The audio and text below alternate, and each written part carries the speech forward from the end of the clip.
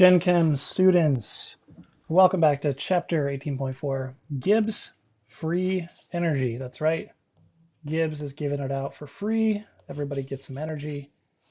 Well, not really, but we are going to get into how to calculate what this is and how it helps us predict whether a reaction is spontaneous at different temperatures other than just 298 Kelvin. So if we think back to what we were looking at in 18.3, we learned that using tables of values, if we wanted to predict the delta S of the universe, remember this has to be positive overall for a reaction to be spontaneous, we were able to change this, we were able to get this value from a table of values, delta S standard. Here, I'm actually going to jump to that table. All the way on the right, the entropy values for compounds themselves. And then we were also able to change this term into an enthalpy term. So we could look up the standard enthalpy values and find this term as well. And we were able to get the delta S of the universe. Now, a scientist named Gibbs looked at this equation, and what he basically did was multiply both sides by temperature. So what happens if I multiply this whole side by temperature and this side by temperature? Well, this goes away over here. I'm sorry, by negative temperature. And this becomes negative T times delta S of the universe is equivalent to the enthalpy of the system minus temperature times the entropy of the system. So this is shifted over to the left as well. So this is our new equation that we're looking at. This helps us determine this important value here. This is defined as Gibbs free energy. G, Gibbs free energy. And notice it has the delta S of the universe sign tied up in it. So remember, if delta S of the universe has to be positive for reaction to be spontaneous, then the negative sign turns this value negative. So that means delta G must be negative for a spontaneous process.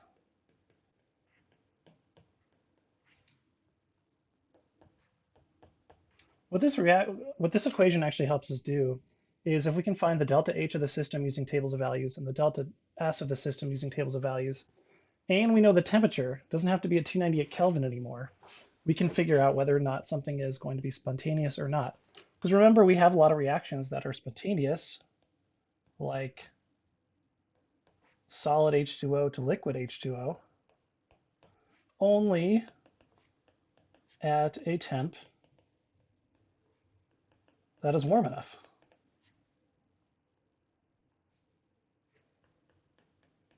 So that only happens at the melting point of water, solid water. So let's look at this equation in the form that we would write it. We're going to instead of write this, we're going to turn this into delta G, or just G. We can look at this either way. So the formal equation is Gibbs free energy is equivalent to the enthalpy minus the temperature times the entropy. But because we use starting and ending positions, we're usually looking at reactions, we change this into the very important equation. Delta G is equivalent to the change in enthalpy minus the temperature of whatever we're looking at times delta S. So that means we don't even have to know this value. We can just know the temperature, the delta S, and the delta H. Sometimes, though, we are at standard conditions. So sometimes this just becomes basically that standard minus T delta S at standard conditions. So 1 atmosphere, 298 Kelvin. So we routinely use this equation like this as well. We're going to talk about this later, but what if there is no temperature times delta S of the universe, as in the delta S of the universe is not changing? The only time that happens is when a reaction is actually at equilibrium. So delta G can be 0. If delta G is 0, the system is at equilibrium. And we're going to use this in the next sections. So we're going to tie equilibrium into entropy, into enthalpy. It's all going to be tied together to help us understand reactions better. So let's actually do a problem here. Let's go through a problem and apply this new equation a little bit better. we're going to do example 18.6, and I have some equation. Actually, let's come down here.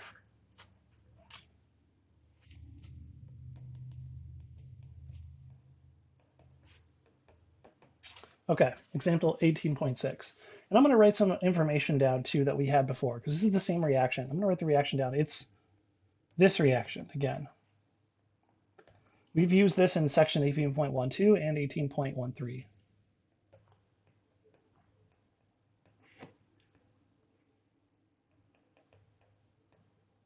So H2O gas plus oxygen gas forming water. Let's look at the values that we actually got before. So one, we got in 18.2, we calculated the overall change in enthalpy of the reaction or the system. And we found that the entropy actually decreases, right? We're going from 3 moles of gas down to 2 moles of gas. So this is an unfavorable reaction in terms of the overall entropy of reaction. It was a negative value. So this is, kind of unfavorable here.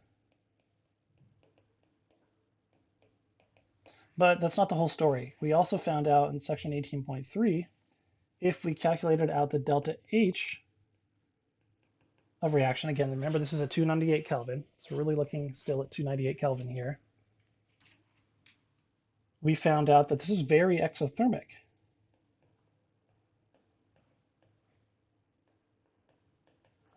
Almost 500 kilojoules of energy was released. That's very favorable.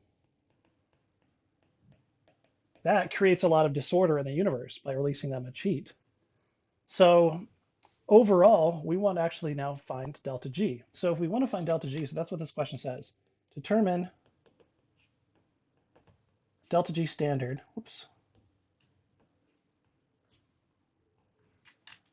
of this reaction.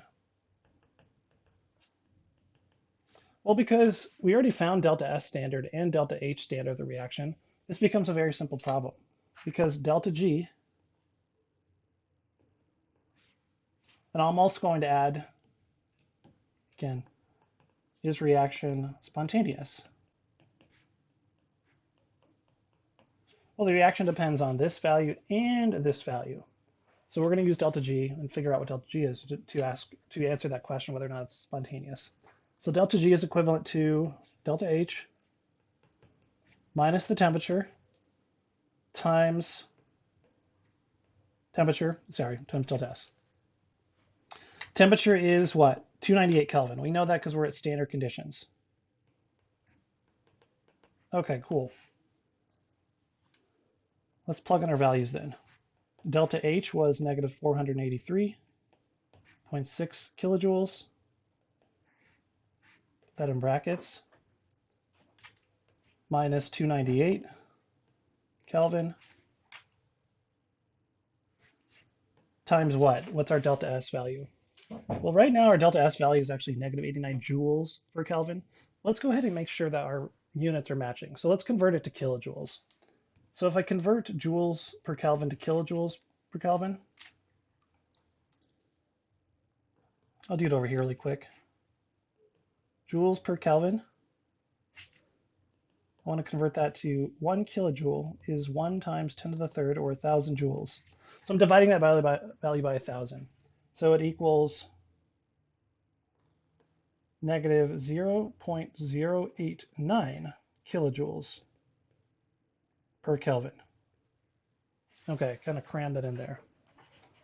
All right, so that's my math here. So my delta G is equivalent to this very favorable, exothermic favorable value.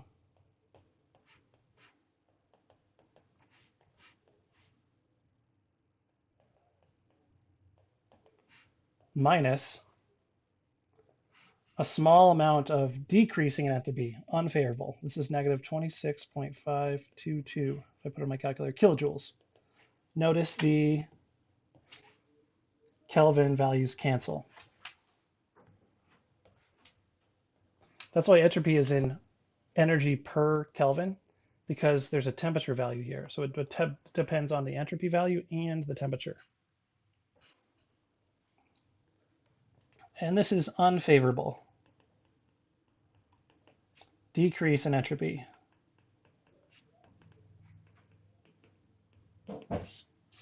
But what is our final value?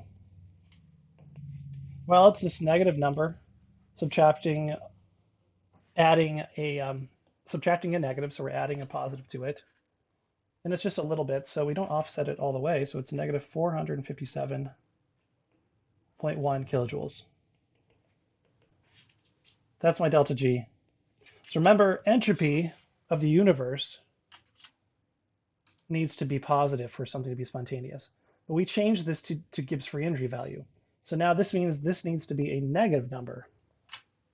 So yes, this is a large negative number. This is a very spontaneous, not very, but it is quite spontaneous reaction. Delta G is less than 0. So this favorable exothermic reaction was deterred a little bit by the unfavorable entropy involved, but not enough to make this value greater than 0. So if delta G is positive, this is not a spontaneous reaction. And then if it's 0, somehow we got 0 at a specific temperature or something, then we know that this is actually at equilibrium. So that's the process, that's the position you can be at sometimes too. Let's talk about spontaneity again for a second. Spontaneous does not mean instantaneous. No, does not mean that. That involves the kinetics or the rate. Let's actually look at this reaction on a reaction progress graph really quick. So if I draw this out,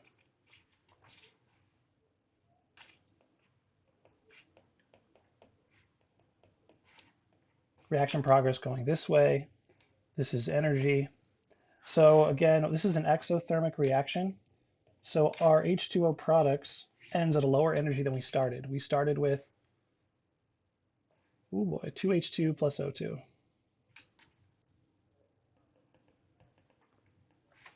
Now remember, for this, think about hydrogen and oxygen just sitting in the air. They do not just instantaneously combine to form H2O and have this largely exothermic reaction. This is a combustion reaction. You need a spark to get there. As in, a spark means this activation energy, it's pretty high. So this is a very slow reaction. Over time, this does happen, but it's very, very slow. It has a high activation energy. So it's spontaneous, as in it will happen at this temperature. This does happen at room temperature. It does not mean it happens quickly at room temperature. That is determined by the rate of the reaction, which also involves the temperature and also involves the activation energy of the reaction. So spontaneous does not mean instantaneous. Just a little bit of a review there. So that's how we would find delta G and determine spontaneity if we already calculated out delta H reaction and delta S reaction. Remember, we can do that using these data tables here. Now we're going to go back to that data table right now and talk about, if I can get my pen, free energy of formation. As in, when a compound forms, how much free energy is involved in the compound itself. This is delta G F, standard. This is back on this table. So I'm going to come up here really quick and review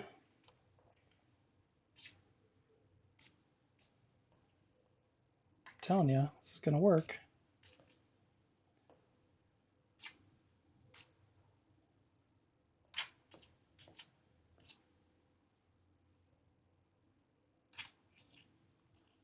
Let's review here.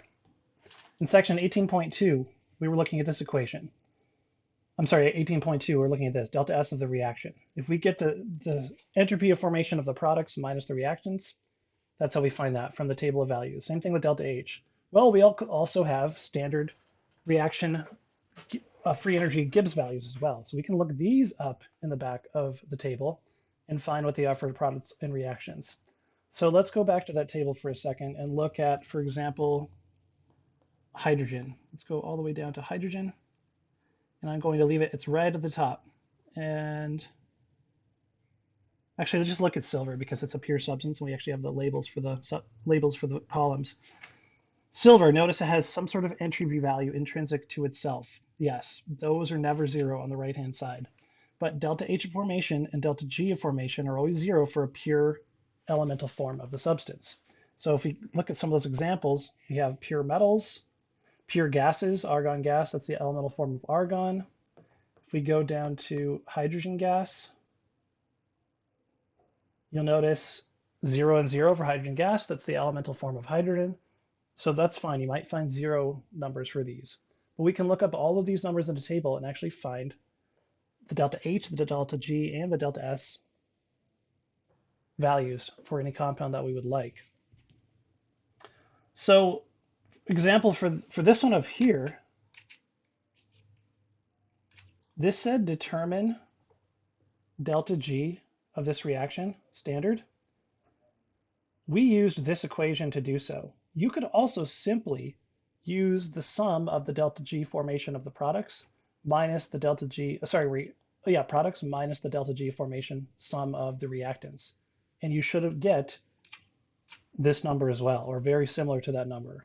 So that's another way that you can find that. And for your book, I'm just going to note this here.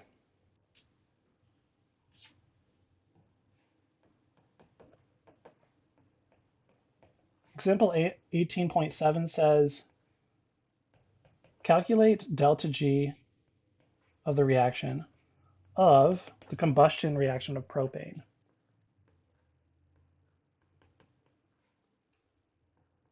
So this plus 5 oxygens to give carbon dioxide and H2O.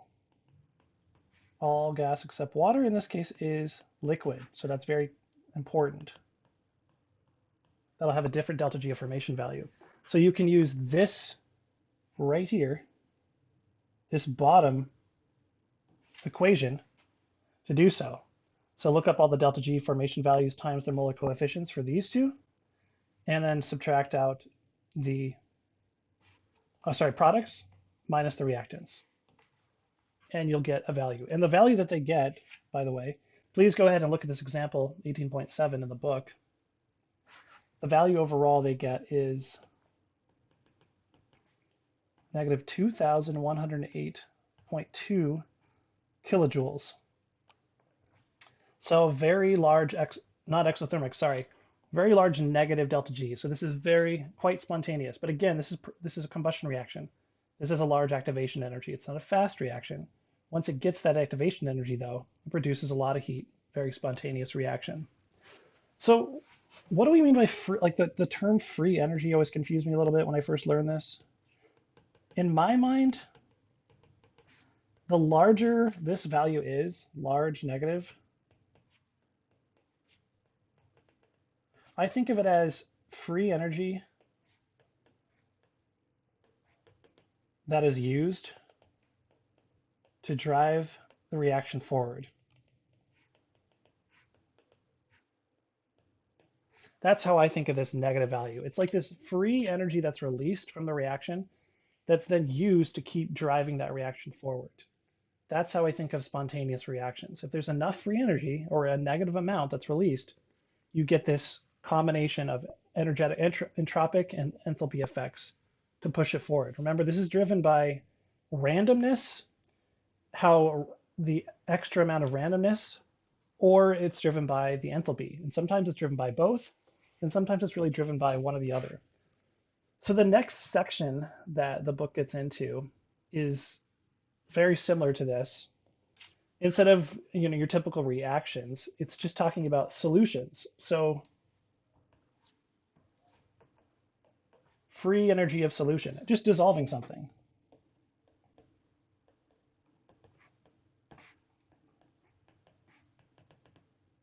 So what happens when you dissolve things? Kind of like a reaction. There's energetics involved. There's enthalpy, there's heat, and there's also entropy involved.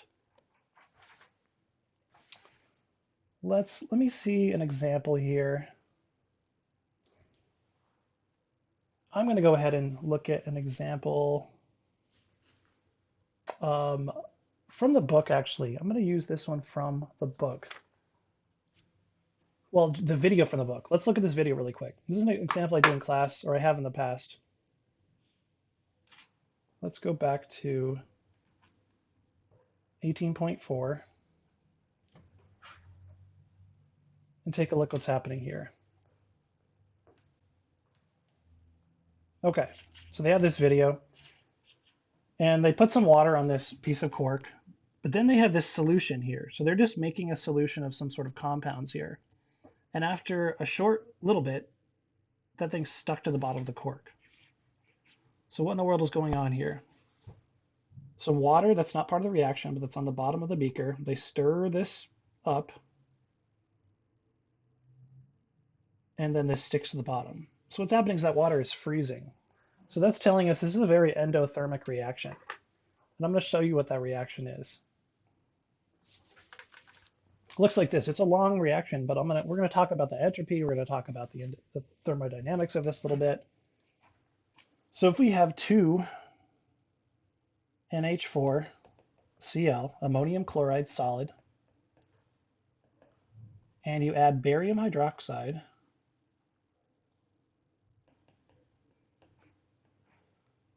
octahydrate. So this is a hydrate. So the solution is actually coming from this H2O. You don't actually have to add any water to this. This is a solid. This whole thing, this is a hydrate. So all you have to do is mix this solid with this solid.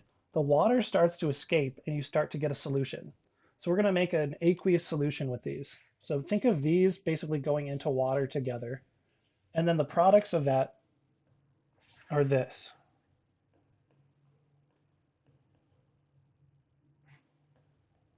You get barium chloride. In reality, it says solid, but you know what? This is going to be aqueous, right? Because that's a... Oh, actually, you know what? That is not.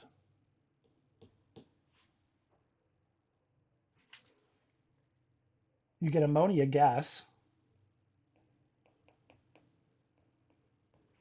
And then check this out. You get 10 H2O liquid.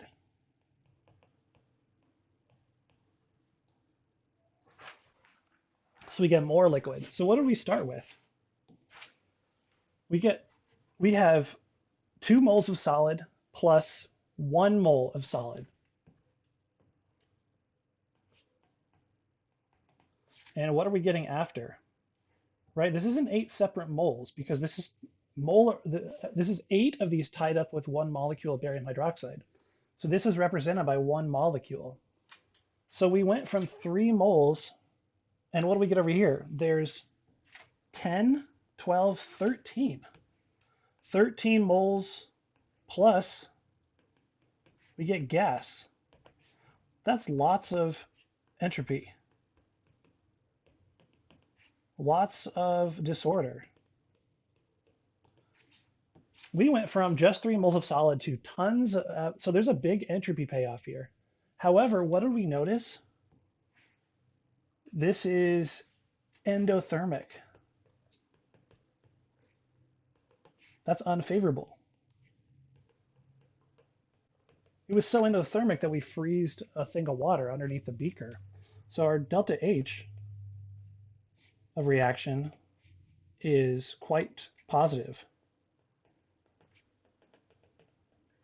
So clearly, though, this is spontaneous reaction at room temperature, at least. So when I do this reaction in class, it spontaneously happens. So I'm thinking then, even though this is very unfavorable in terms of enthalpy, this is clearly very favorable in terms of entropy. So let's look at these values. So this is spontaneous. It takes a lot of heat from the surroundings, but let's actually look at the values. So if you actually you can do this math. You can look up all the delta H and delta, all the values that you would need. So you can get the delta H reaction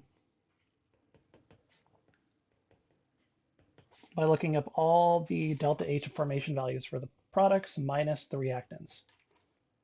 And it turns out to be 166 kilojoules. So yes, quite endothermic. It absorbs a lot of heat from the surroundings. which is unfavorable. However, if we look at the entropy value of the reaction overall,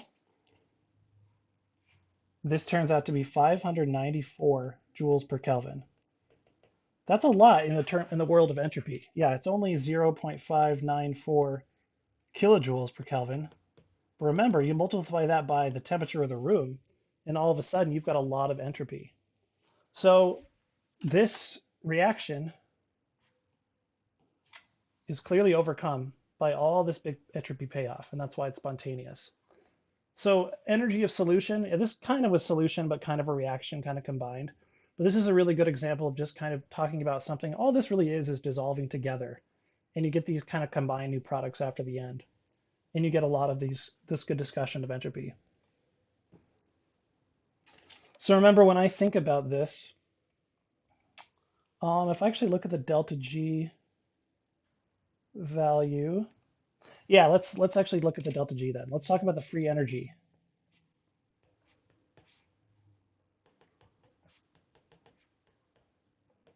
The free energy involved. And we're going to look at 298 Kelvin, kind of standard conditions here for this reaction. So the delta G of the reaction, we predict this is going to be a negative value. So that's what we're hoping to see here. Equals the delta H standard minus the temperature times the delta S standard. So let's plug in our values here. So we got delta H was 166 kilojoules, unfavorable, minus 298 Kelvin times 0.594 kilojoules per Kelvin. I'm going to get this number separate on the right, 298 times 0.594. So this is 166 kilojoules minus 177 kilojoules. So look at that really large positive entropic value, entropy value there. So overall, our delta G of reaction is about a negative 11 kilojoules. So yep, spontaneous. We were definitely offset by the amount of entropy in our reaction. We can kind of estimate that value too. It should be a pretty large value. We went from 3 moles to 13 moles, and 2 of those moles are gas. So lots of entropy, lots of disorder on this right-hand side. So this is really powerful. This is like the most full explanation, truly, of why reactions happen. And not just why they happen, but why they happen spontaneously at room temperature, for an example. It's all about how much energy is tied up in these bonds, right? So some of these bonds we're going to get, these are at lower energy, so we're releasing energy. However, in this case, a lot of these bonds are at a higher energy. So we had an endothermic reaction, but we got a big entropy payoff. So it was very favorable in terms of disorder and randomness.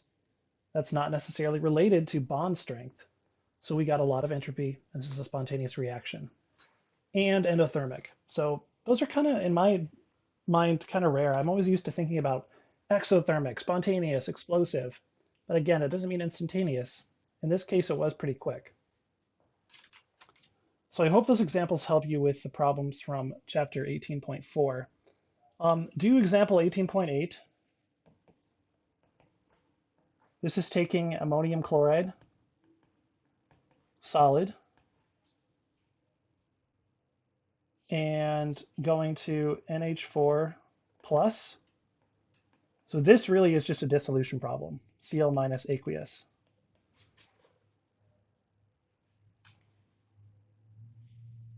And it wants you to find delta G standard, delta H standard, and delta S standard for this reaction. All of these values you can find in Appendix A2, and you're going to use these equations right here to get those. So that's how that problem is working there. So please practice doing that, and you'll be able to get to the delta G of the solution there. Okay, a lot of stuff to review here. I wonder if I did get the review. We'll just kind of go over this from the top for just a second.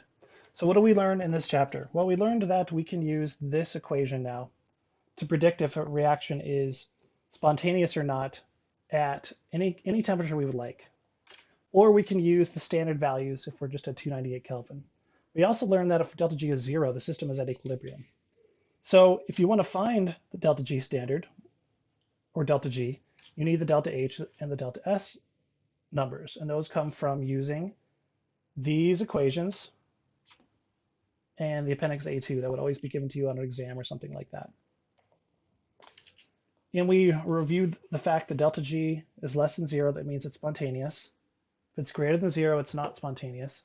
And remember, spontaneous does not mean instantaneous. It could be very slow, just means it does happen spontaneously. And then we analyzed this reaction in detail. And we learned that we can use this just for solutions. Solutions themselves can be endothermic or exothermic and involve entropic changes. All right, go through the chapter, do all of the practice problems, and I'll see you guys in the next section.